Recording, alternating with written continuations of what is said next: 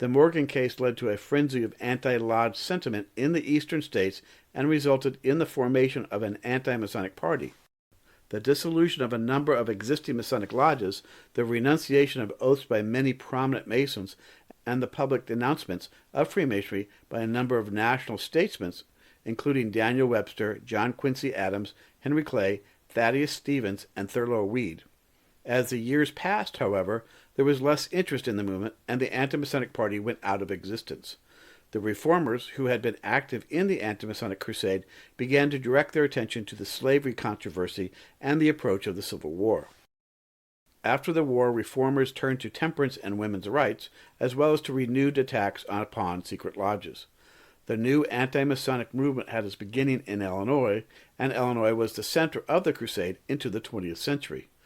The leading figure in the movement was Jonathan Blanchard, president of Wheaton College and principal founder of the National Christian Association and its anti-lodge publication, Christian Cynosure. Born in Vermont in 1811, Blanchard came to Illinois in 1846 to serve as president of Knox College in Galesburg. At that time, he counted amongst his friends such nationally famous anti-slavery statesmen as Thaddeus Stevens, Salmon P. Chase, Thurlow Weed, and the famous evangelist and educator Charles G. Finney, president of Oberlin College.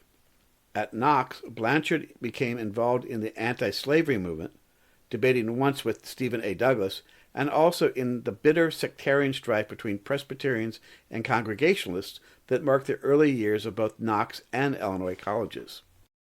These difficulties and a bitter feud with George W. Gale, founder of Galesburg, led Blanchard to resign as president of Knox in 1858. 2 years later, he agreed to assume the presidency of Wheaton College. That college was the successor of Illinois Institute, which had been founded in 1853 by the Wesleyans.